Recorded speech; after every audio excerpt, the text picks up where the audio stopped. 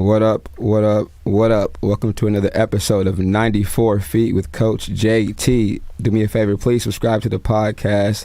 Leave some comments. Tell me what you think, suggestions. Just take your view. Take your pick. Watch a few episodes. Holler back at me. I'll get back to you. Man, happy holidays to everybody. It's amazing. It's already, the year's almost over. It's going by so fast. It's already Christmas. Again, happy holidays to everybody out there. Stay warm, people. It's cold outside. It's real cold, man. Wrap up. For those that don't have a place to stay warm, please find a place, shelter, blanket somewhere, man. Just best wishes for you as well.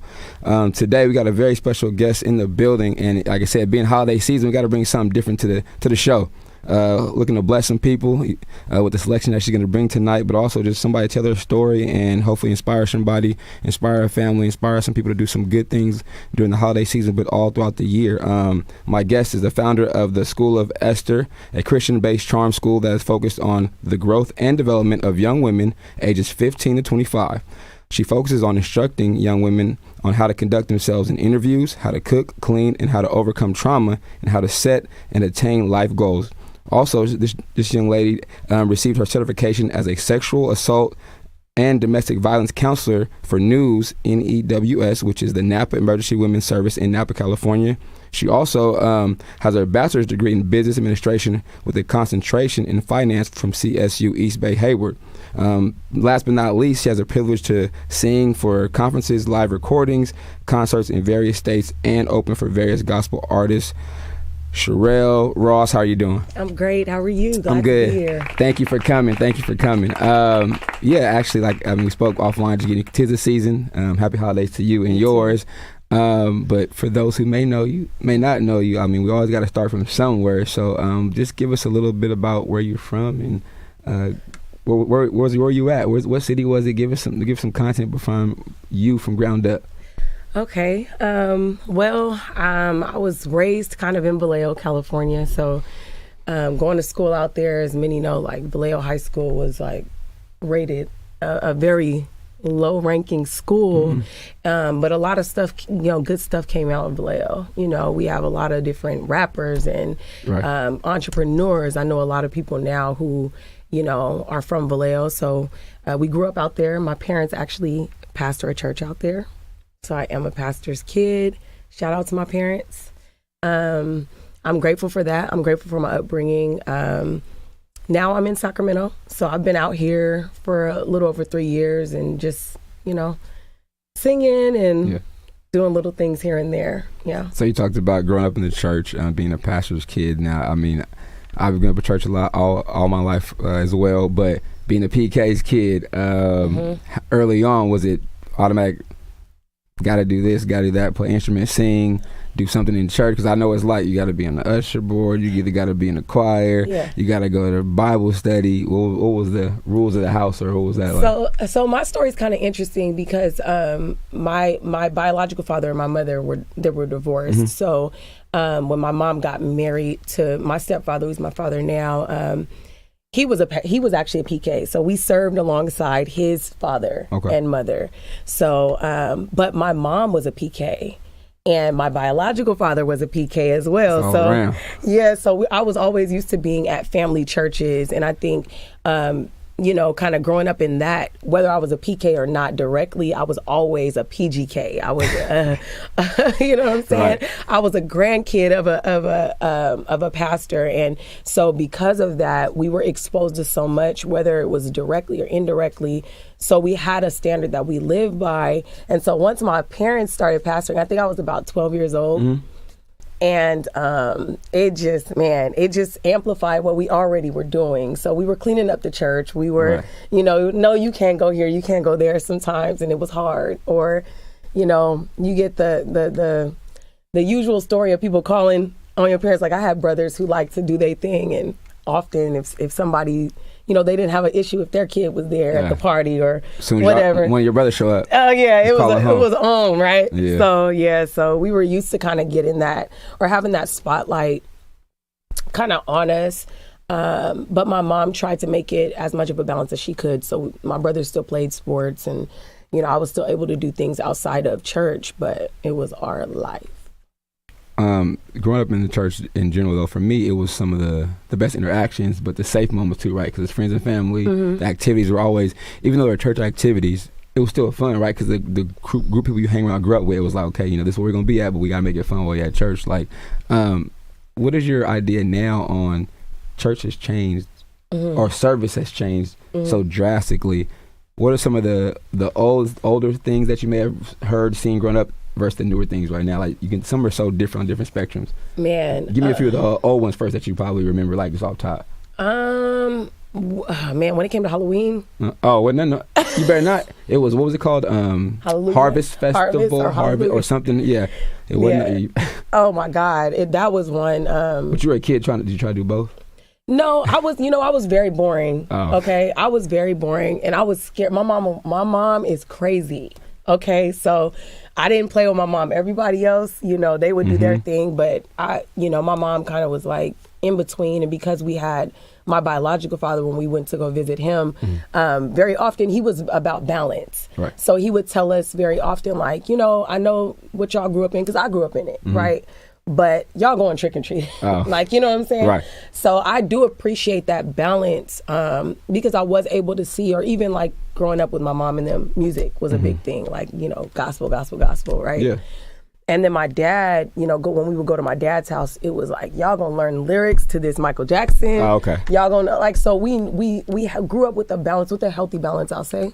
But yeah, music, Halloween, those are like the big ones. Yeah, for sure. You gotta separate the two of those. Yeah. You talk about like Michael Jackson stuff. Is it more so that he was putting the musical, like some people say it's you can put it's in you or it's on you, right? He was already in place in you. What about Michael Jackson? Was it like listening to the lyrics, learning to, or you were singing them around the house? Because I mean, some people they can learn to practice, they can practice music, they can practice to sing, but some people actually grow up in it or has been passed down to them. True. So like all those Michael Jackson days, like no, I've been singing, like you said, you singing for years, whatever like that. So was it like you were singing the notes or singing stuff like that, or? Well, yeah, so my dad had an appreciation of music. So he would tell us to listen to not just the lyrics, because that was a big thing for him too, but he would tell us also to listen to the musicality of Michael Jackson, how he came up with certain parts, how he came up with different harmonies and things like that. And he would do it in a way that kids would understand, for sure, right?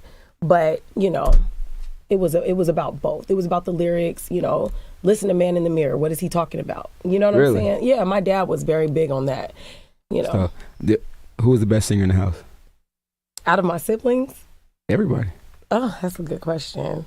I don't know. That's hard to say. Oh, don't be generous right now. No. That's really hard to say because Is Chair still going? It's all right. My brother, one of my older brothers, he actually is an artist. Like he's written for a lot of different people, and he does his own thing as well. So that's cool.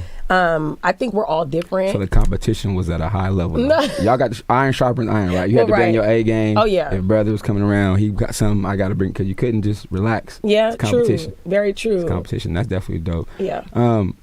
Growing up in Vallejo at an early age like that, being a PK's kid though, but also in Vallejo at the time, on here we always got to talk about successes and struggles, but right now too though, what kind of things maybe you encountered even like in a school setting or in a, because you get that label as, oh, you're the whatever's kid, like did it get any time where you were like, okay, I'm tired of hearing that, or like, or did you embrace that and be like, hey, this is me? I think it took a minute for me to embrace it, if I'm honest with you. It took a minute because I was different and I didn't like that at the time. I didn't like being different. I didn't like that other people could see it and that other people could feel it. And, I dressed different when I was younger and just, I was just so different. I didn't go to a lot of stuff and I didn't talk a certain way. It was just a lot of things that I was very intentional about. So it did bother me in the beginning. As I got older, I realized like that's, there's beauty in that, and that's kind of where, I would talk to young women just from that place of it's okay to be different and it's okay to be how you are and who you are. You don't have to be like everybody else, but it took a minute. Right. Definitely wasn't right. Along that path, was there anybody who influenced you to be that, like stand on that, which you felt, or did you kind of get that, find that way through yourself, or somebody kind of help support you or push you toward that, like, yes, okay, do you, or yes, you can be you and accept that during that time?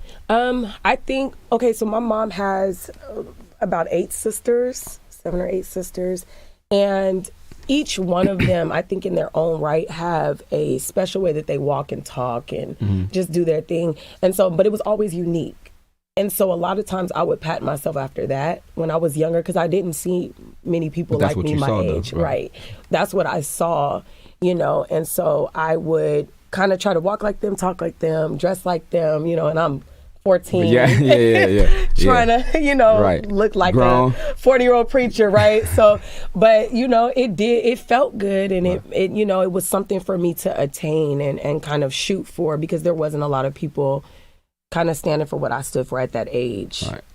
And those are tough moves at an early age, especially years ago. Like, I mean, that definitely was like not the to-do list for all kids growing up. But definitely dope that you got through that. During what high school did you attend while you was out there? So I went to Vallejo High. Okay. But I graduated from Armio High School. Okay. I actually ended up graduating from high school 3 years early. I was so over it. Wait, what? Yeah. You didn't really go to high school then? No, I did. A year? You said 3 years early? No, I graduated in 3 years. Oh, in 3 years. I was like, wait a minute, you didn't go? Yeah, okay, no, so still you graduated a year early. So yeah.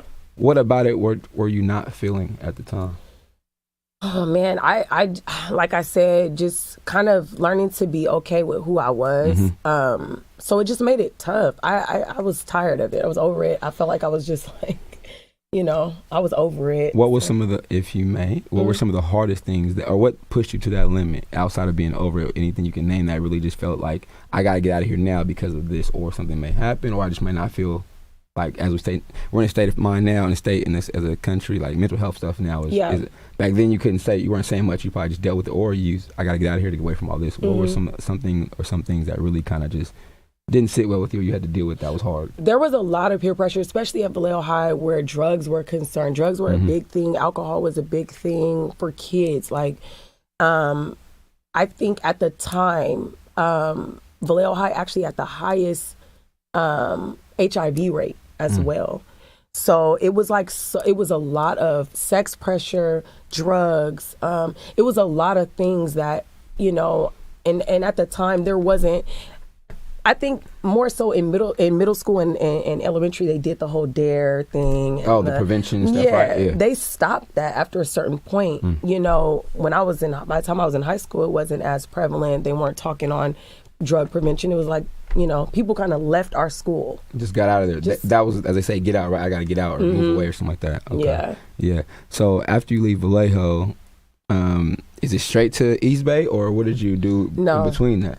No. So I did a few things in between there. I ended up going to Napa Valley College. Okay.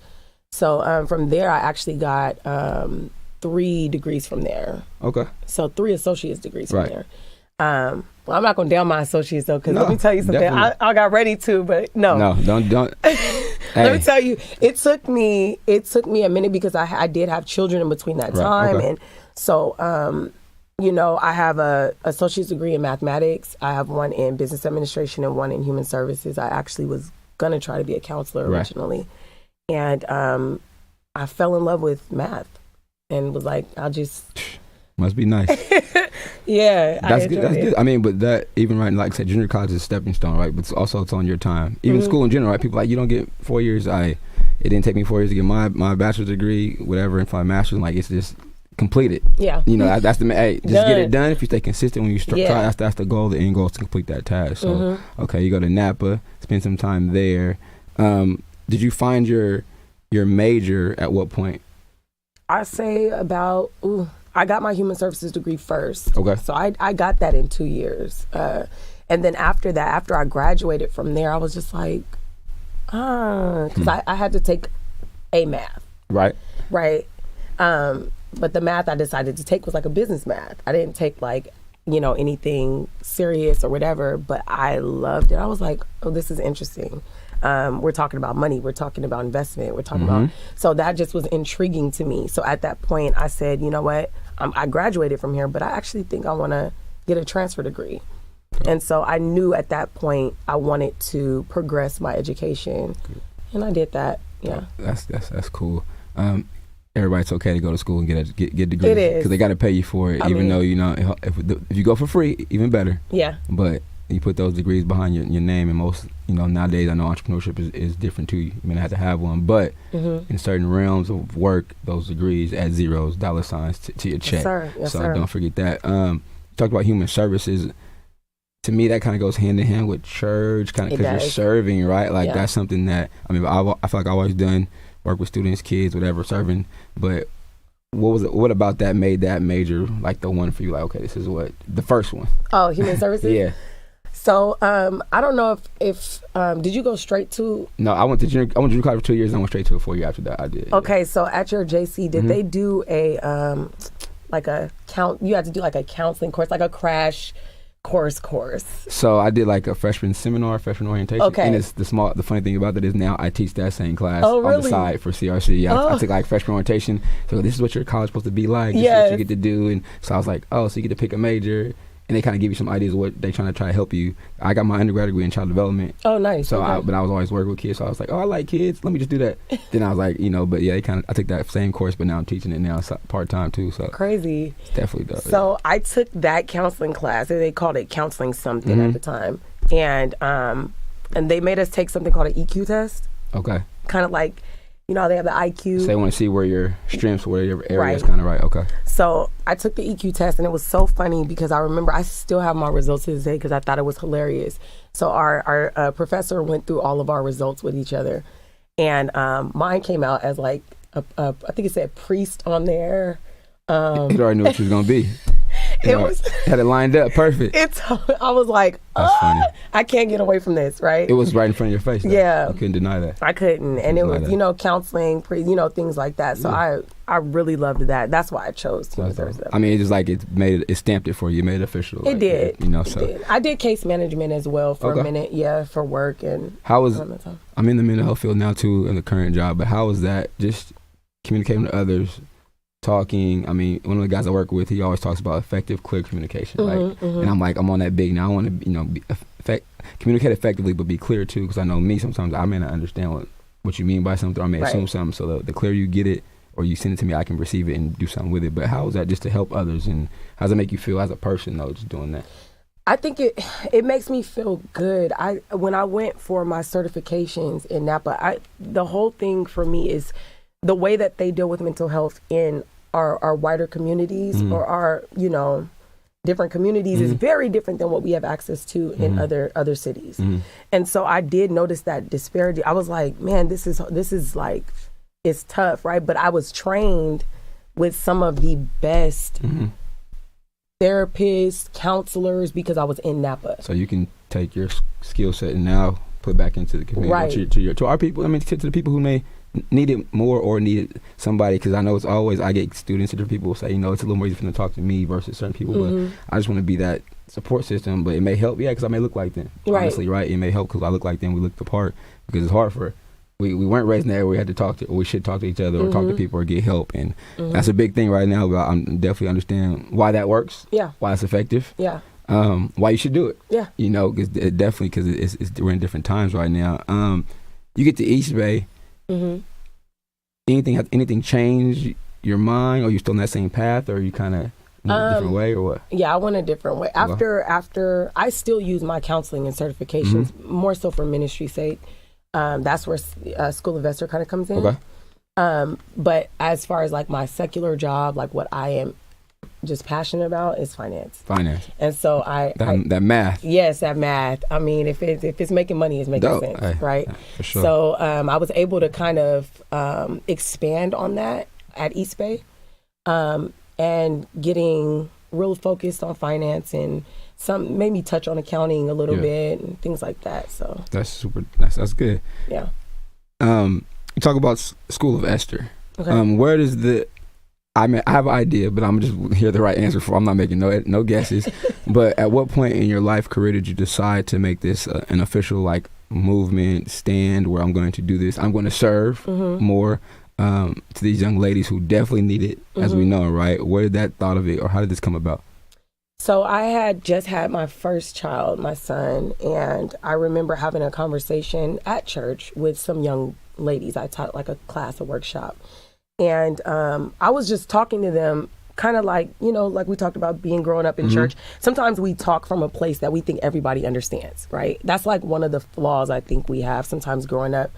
And so there were a lot of girls, I was in Oakland, and there were a lot of girls who were like, yo, like, this is dope, but my grandma is in jail for this. Or my grandma smoked weed with me. You know what I'm saying? Yeah. You know, so the understanding of what I was trying to explain to them, I learned from my grandmother or from my mother, or they're telling me like, that's amazing, that's beautiful, but we don't have those examples. It's not relatable to them. It's not relatable. Yeah. And so in that moment, I thought about the story of Esther and how she did not come from royalty. She didn't come from what people thought would have made her this queen, but she did sit under people who did teach her and showed her and bathed her and just kind of taught her how to be this woman. And so for me, it's okay, look, all of us have this queen inside of us.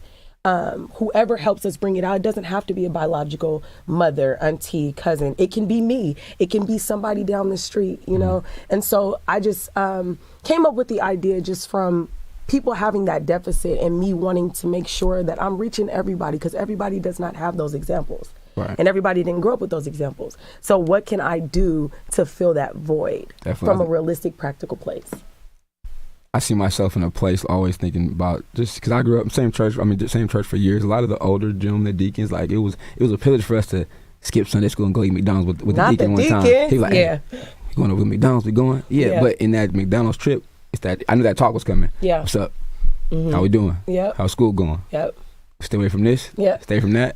But that was like the extra outside father parenting figures. Like, hey, let's go. But you know what's coming. Yeah, we wanted to go eat, but it was like that conversation gonna come. But it was that check in, see how you're doing, how you dealing with stuff. But now I think it's such a different aspect because they don't have that enough from just regular. I mean, just the daily person or somebody in their family doing that regularly. So now we have to create those environments where students, minority kids. Yeah. Or any kid just have an outlet, somebody to talk to, but also listen. Yes. But then also be able to be like, okay, well, we did something. All right. Y'all older, yeah, but it was different. But, it's similar to what they're doing, but they want to be able to, help, I guess, communicate what they're going through and try to hopefully they're looking for answers, the right ones. Right. That's the thing that I know I do a lot in the field I work with now and just students in general. How challenging was it for you to get it off the ground, or did it take off for you? Okay. It was challenging because I wanted to be relevant, but then I also wanted to make sure that I had experienced enough. I had talked to enough people. I had rubbed shoulders with enough people who did know, because it's not all about things that I know, right? It's about me connecting these young women with other women and other people and just being that liaison, so that they had the place and had those people who may have been, where they were. In them dark places. Yeah. In some dark places or some rough experiences. Right. And I feel like my experiences are dark enough. Right. I don't need to create none. Right. You know what I'm saying? Yeah. So let me get somebody. Yeah. You know what I'm saying? That understands and that sees and that knows. And put them in the place with these young women and let them know, like, this is the before, but this could be the after. Right. You don't have to stay where you're at. And, I may have started off here, this person may have started off there, but all of us are trying to attain this one goal. I think that's the biggest thing. It's not always where you start, where you finish, but also on the way there, if you can be receptive of some help or somebody who's forewarning you, like, don't do this because I've been there, listen, but generation now, they'll show me, worse than we were. I got to feel it, I got to see first, but we're trying to avoid some of them hiccups. I want to hit some of the bumps in the road if you can. Yeah. To keep, less bruises, but, they want to walk their walk alone at times or just experience, so they got to go through that. Yeah. Once you got started, where was if you can remember, what was your first group of communication or young ladies, like, officially where was it at? Do you remember the first? It was a event called Meet Me in the Bathroom, Girl Talk. Yeah, that's what it was called. Oh, yeah. So sound about right. Yeah, right. Sound about right. In the bathroom, for sure. The idea was, it was me and actually this other lady who did it. The idea was, if something's going on, girls are like, meet me in the bathroom. You're right. All the time. So it was more of that type of like, meet me in the bathroom, it's girl talk time, let's talk. So, and I think we did that in Oakland. It's kind of blurry now. It's been some years since we did that, or Richmond.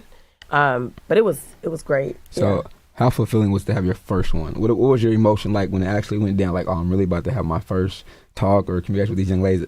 I'm not sure if you already knew them ahead of time if they came. Yeah. You didn't know them at all. I didn't know. So then that's even something else. Like me talking to kids, that first conversation is always everything to them. Because they're going to judge you for what you say off the first time meeting them. So how was that like for you? I think it was beautiful. There was one young lady, actually this part was at a workshop. There was a young lady, she was about 14, 15 years old. And we talked about virginity and maintaining that, and, you know, because they're in school. Yeah.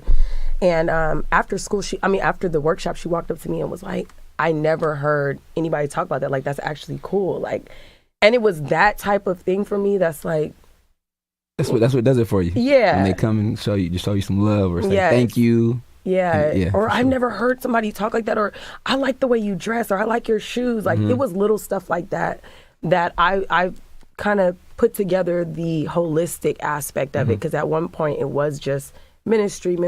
Right. But then I realized, like, girls want to know, where are you getting your hair done at, or where are you getting this especially from? if you're relatable, if they see them in you or they want to aspire to be like you. Yes. I mean, they want to know some, you know, so hey, if you can help shape that though, okay? Yeah. Look here, you don't got to buy it from this, don't go that side, but buy it from there where you still make it look good. But that's definitely, especially for young ladies and even young boys too, just to inspire to be like somebody positive or role models is what it is. I mean, we're in front of students and kids or whatever it is, they're looking for something from us as well. Before we get into this more than music thing, though, I do want to just shout out everybody who's been supporting the show. Thank y'all for coming. It's coming up on 2 years, man. January 15th at our place, having a 2-year anniversary. Got vendors, got music, have some foods. Just gonna come hang out, gonna do some interviews there, man. If you guys are available, it's all out on Eventbrite, on the YouTube page, on YouTube, Facebook. It's going to be on the IG, man. Hit the link. It's free, man. Get you some tickets. Bring the family out. We're going to eat. We're going to hang out. Do some interviews, man. Show some dope clothing for some people locally. Have some dope vendors. It's been 2 years, like I said, man. I started this thing during COVID, and now it's blossomed. I'm definitely thankful for it. I'm definitely appreciative of everybody who's watching, tuning in, buying merch, supporting the brand. We stay applying pressure, you know what I'm saying? Actually, while we're on that right now, I got one for my guests today, too. So, you know, just appreciate y'all. Like I said, it's been 2 years, but man, shout out to my guy. Always can't forget about the DJ, man. He behind the scenes, but man, we've been rocking here for a minute, and I appreciate that from the homie, man. He's been holding it down. Every time I come in the studio, it's always something new. Like I tell y'all, we upgraded, lights booming in here, cameras everywhere. We A1 in here at the 360 radio station, man, here in Sac. So appreciate everybody, man. Let's get back to the music though. At what point though did you really go into you were always in it, but I'm sure it's levels, right? Yeah, to now getting to perform, move around, people requesting you come on a podcast, doing stuff like that. At what point did you go, okay, you know what, I can serve or be a worship leader in this same life that I'm living as well? It started around, I'll say, the end of 2019. That's when I started kind of writing for myself. Okay. And talking with a specific producer to get information and what do I need to do? What would this look like, right? For me to do it. I'll say the end of 2019.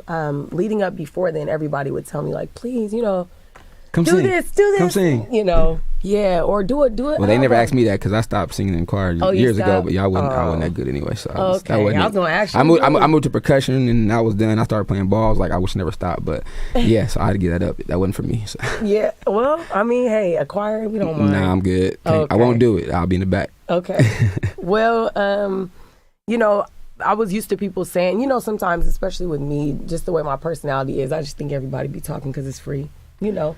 So it's like, you know, oh, yeah, we want to do an album. And I'm like, okay, but that costs money, it's time, it does. Energy, you know. And I just I enjoyed doing and singing for church. Right. In church. You know, outside of that, I didn't understand the impact and the reach of doing music outside of that. And so it was a few different events I went to, and I saw some people, and I'm like, man, the way that I feel when I go to certain types of concerts, it's inspiring when you're a singer. Yeah. You know, it's inspiring and it's dope. And it's like, okay, I want to do that, you know? And so just writing from a place and just really thinking of it from a place of just expounding in my reach, right? So I may not be able to go to everybody's Sunday morning service, but you can hear something I do, and get the same feel, hopefully. That's good. What was one or two of the biggest challenges? You say you be writing.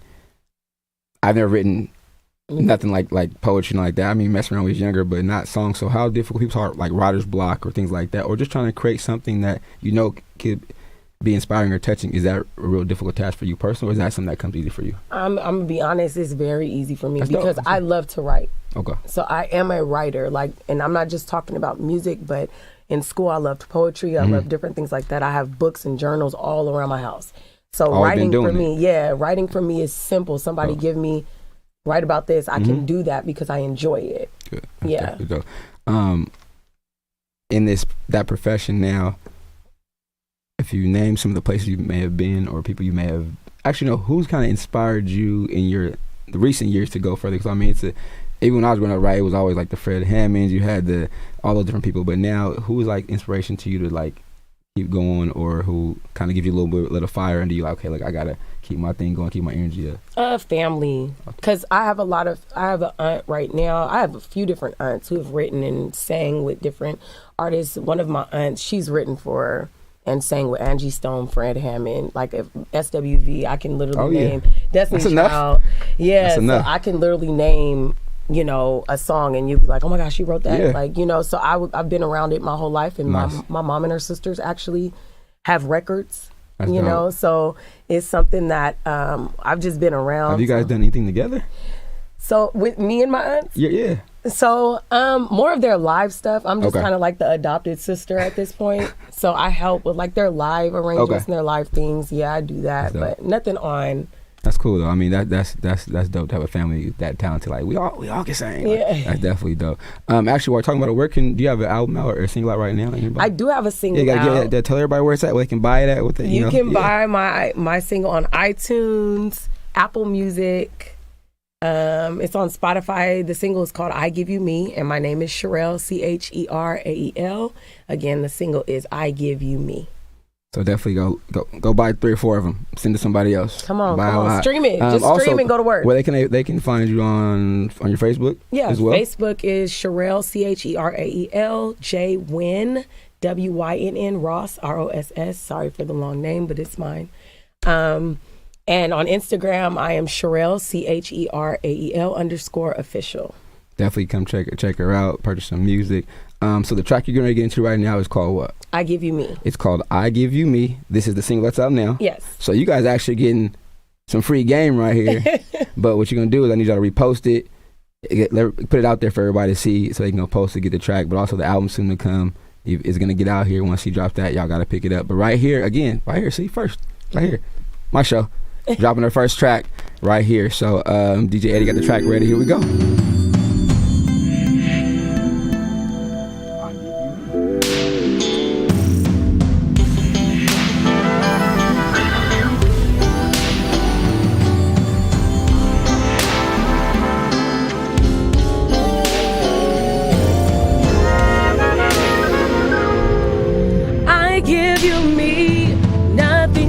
Will do, leaving nothing for myself. All for you, Lord, it is time. Use me the way that you need. I give you me. I give you me. Access to me. Access to me. I give you my heart and my mind. I'll give you me. Lord, completely I give you my will. Take how I think, how I feel. Take all my heart and my mind. Use me the way that you need. I give you me. I give you me. Access to me. Everything I am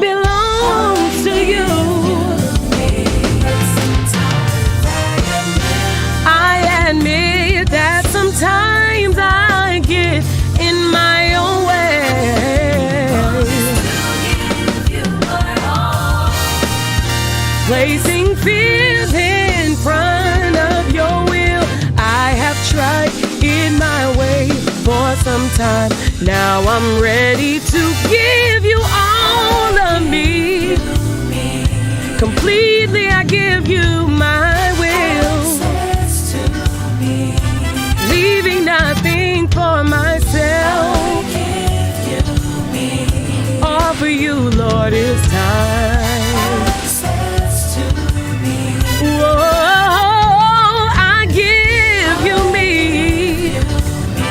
My heart, my soul belongs to you. I give you every part of me. Oh Lord, it's time. I'll give you me. I'll give you. Oh Lord, I give you every part of me. Oh, I'm no longer the same since the day that you came into my life. You changed everything about me. I'll never be the same. Oh, I give you every part of me.